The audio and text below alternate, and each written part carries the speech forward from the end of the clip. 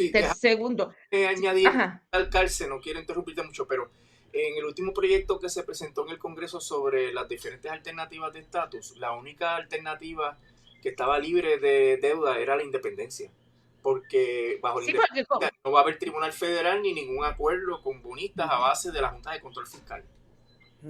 por eso, porque en la estadidad la deuda sigue siendo del pueblo de Puerto Rico y deja de ser odiosa porque ya sería parte del imperio. Y en el Estado Libre Asociado es deuda odiosa, pero es del Estado Libre Asociado. Y esa deuda se fue creando desde 1898. Puerto Rico llegó, ¿verdad?, a no tener deuda en 1898, o una deuda controlable, ¿verdad?, pequeña, y es Estados Unidos cuando ve la oportunidad de generar estas deudas, ¿verdad? Por eso era que los banqueros eran los gobernadores de Puerto Rico, además del ejército, ¿verdad?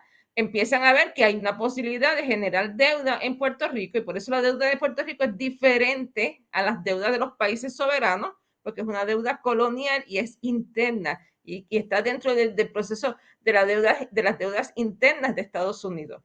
Por lo tanto, sigue siendo todavía peor porque fue impuesta, fueron leyes de Estados Unidos y fue un aprovechamiento que en el enclave militar agrícola que habían creado en ese momento vieron la oportunidad de generarla. Así que sacando del medio a la deuda y entendiendo que la deuda no nos pertenece, le pertenece al imperio, entonces nosotros podemos decir que el dinero que tenemos podemos manejarlo. Nosotros articulamos este proyecto primero con una idea de crear un fondo soberano, ¿no? Un fondo que nos diera Estados Unidos por 30 años, por 20 años, ¿verdad? Ese fondo de 36,000 millones, ¿verdad?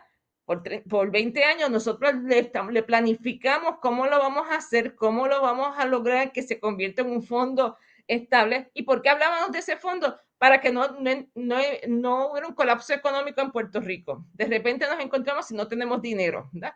El problema es que la gente empezó a cuestionarlo y decir, ¿y por qué vas a pedirle dinero a Estados Unidos? En realidad nos pertenece ese dinero porque nosotros tenemos derecho a una indemnización, y ese no es dinero de indemnización lo que estamos pidiendo un fondo de transición hacia la independencia, ¿verdad?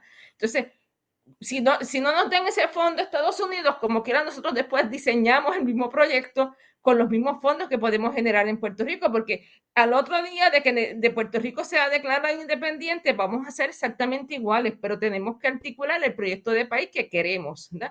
Tenemos que crear las instituciones que van a hacer viable la independencia. Por eso es un plan a 20 años, porque no se puede hacer de golpe y porrazo, ¿verdad? Y como quiera vamos a tener dinero, o sea, la economía va a seguir funcionando, las empresas van a seguir funcionando. La única diferencia es que nosotros vamos a articular y negociar con ellos, ¿verdad?, un proceso de transición donde establezcamos las nuevas reglas de juego. Y eso es parte importante que también lo entendamos, porque están diciendo que los vamos a sacar a todos. Nosotros no vamos a sacar a nadie. La gente que se quiera ir, que se vaya, pero vamos con las personas a negociar ese proceso de transición. O sea, si la empresa se quiere quedar en Puerto Rico, vamos a tener unas nuevas reglas, porque las reglas que tenías anteriormente son las reglas de la colonia.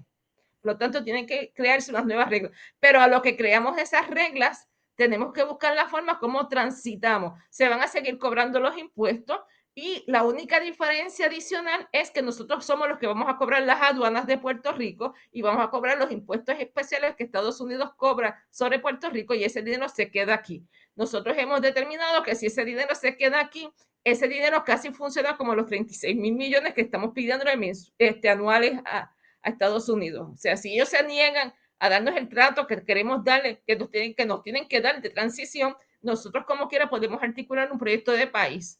Pero tenemos que entonces buscar la forma de cómo hacer rápidamente esa reforma contributiva